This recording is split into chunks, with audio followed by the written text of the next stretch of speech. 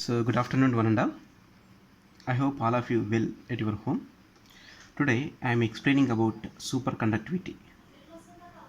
We know that based on the band theory of solids, we divide the materials into three types. They are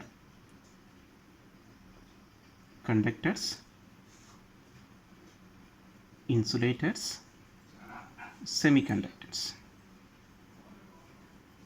So, in case of conductors, the resistance is very less.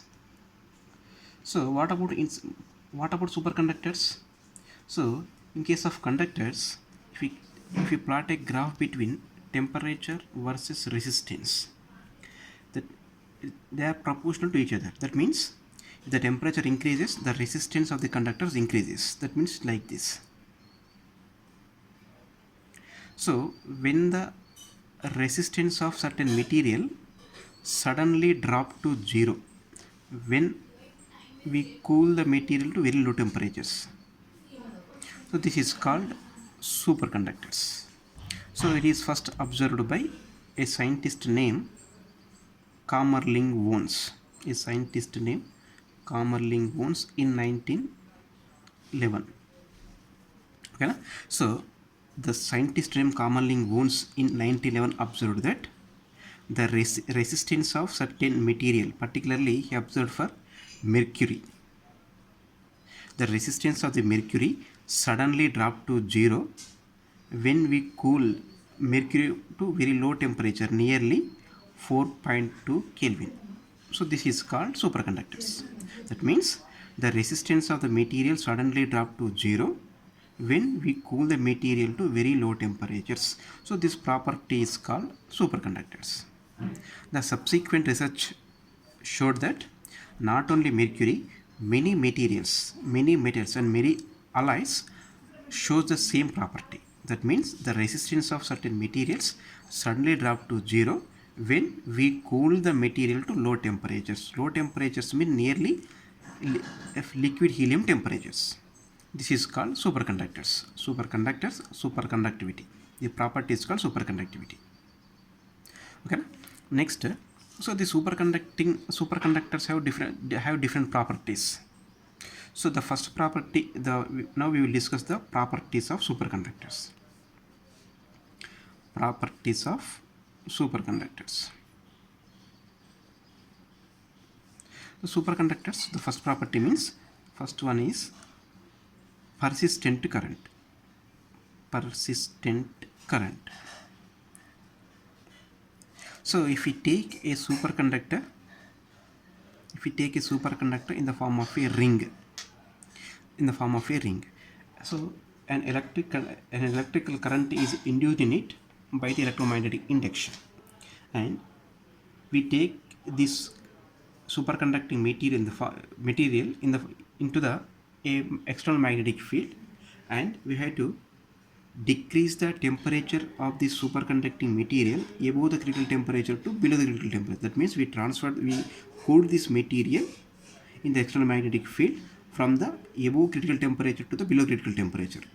So, and after that, if we remove the critical magnetic field, so the current is persistent without any loss. This is called persistent current. So before that, I want to tell you one more point here. What is critical temperature? Critical temperature means at a particular value of temperature, the resistance of the material suddenly drop to zero. This is called critical temperature. So above the critical temperature, the material is a normal state. So below the critical temperature, the material is a superconducting state. So that means at a particular value of temperature, the normal material transferred into the superconducting material. This is called critical temperature. So here also, in case of persistent current also, if we take the superconducting in the form of a ring, and electrical current is induced in it by the electromagnetic induction, and place this conductor in the external magnetic field, and decrease the temperature of this superconductor to below the critical temperature, then remove the external magnetic field, the current is persistent without any loss. So this is called persistent current. Okay, this is the first property of the superconductor.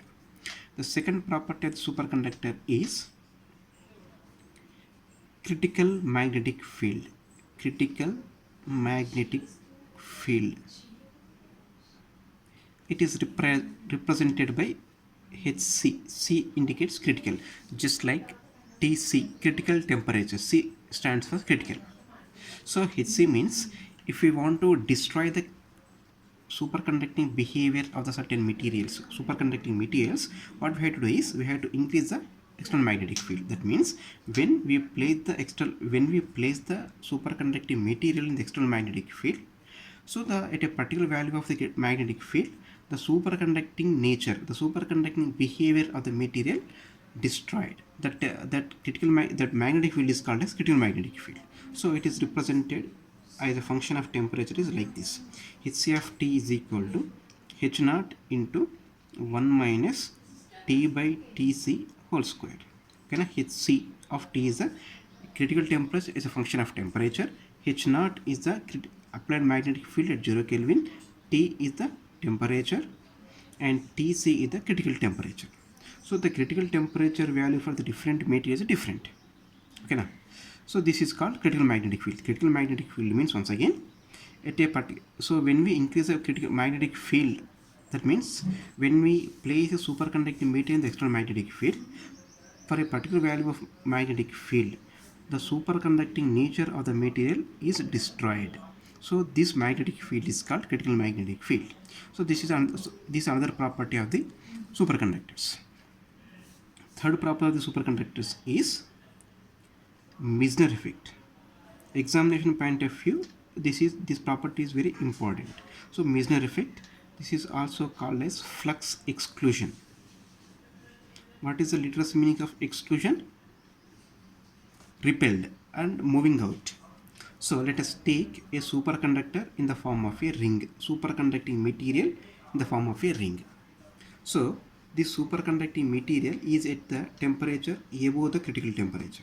Let us take a superconductor in the form of a ring. The temperature of the superconductor is above the critical temperature.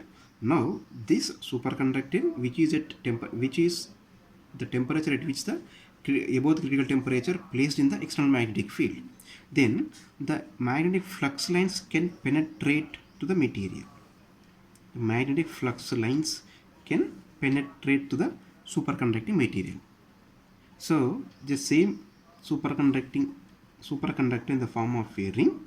Now we decrease the temperature of the superconductor below the critical temperature. That means the temperature of this superconductor is less than the critical temperature. Now we apply the external magnetic field on the superconductor. What happens means the magnetic flux lines cannot penetrate through the superconducting material like this. They cannot penetrate. They are expelled. They are repelled from the superconducting material. So that means they cannot passing to the superconducting material. So the magnetic flux cannot penetrate the superconducting material. So the magnetic flux density inside the superconductor is 0. So magnetic flux density 0 means, what is the general equation for the magnetic flux density? B is equal to mu naught into xi of xi plus h, m plus h, where m is the magnetization, h is the applied magnetic field, which is equal to 0. That means m plus h is equal to 0. We know that susceptibility xi is the ratio of m by h. M is a magnetization induced in the material, h is a magnetic field applied to the material, which is equal to -1. So for the superconductors, we get xi value as -1. So we know that the xi value is negative for diamagnetic materials. So from the Meissner effect and flux exclusion experiment, we conclude that the superconducting materials, superconductors are strictly obey diamagnetic properties. They behave like the diamagnetic materials. So this is the second, another property of the Meissner effect, another property of the superconductors. Next property of the superconductors is entropy. How many of you know about entropy? Entropy means it is a measure of disorderness. It is a measure of disorderness is called entropy.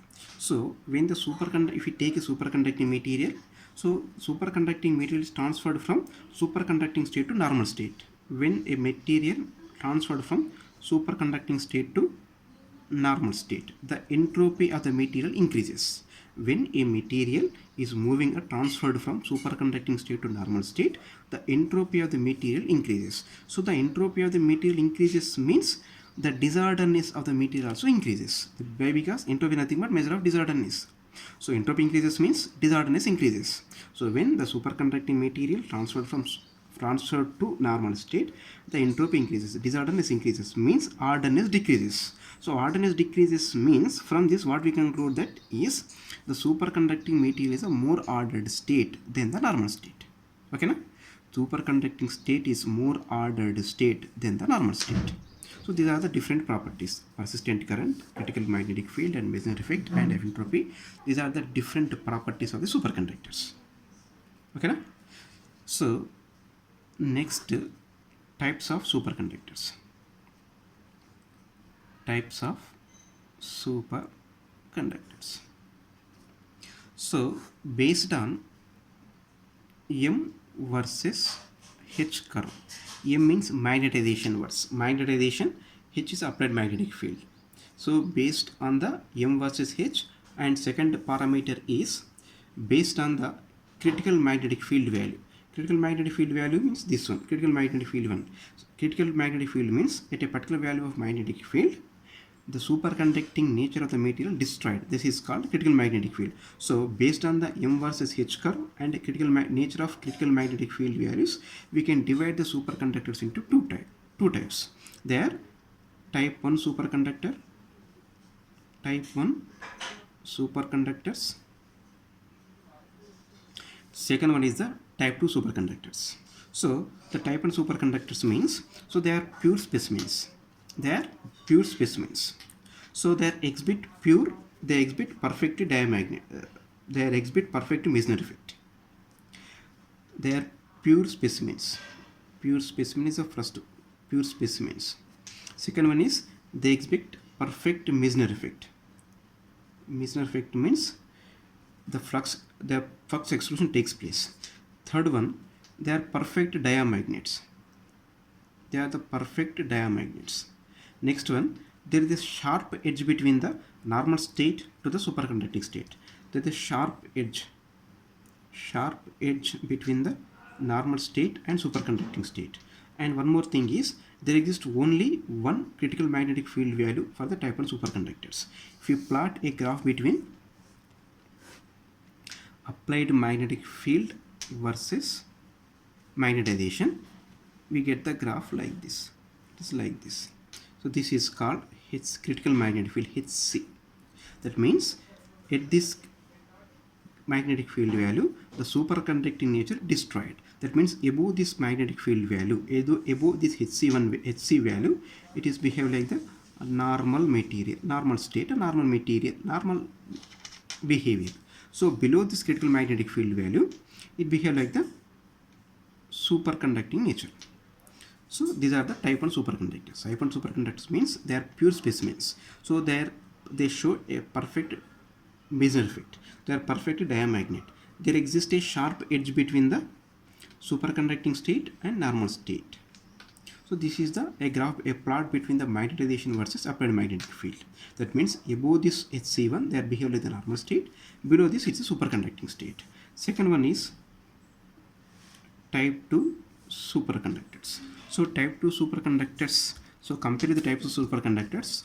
So they are not pure specimens, they are alloys. First one is they are alloys. Second one is they cannot exhibit perfect Meissner effect. So they are not perfect diamagnets. If we plot a graph between applied magnetic field along the x direction and magnetization versus magnetization along the y direction, the graph is like this. It is like this.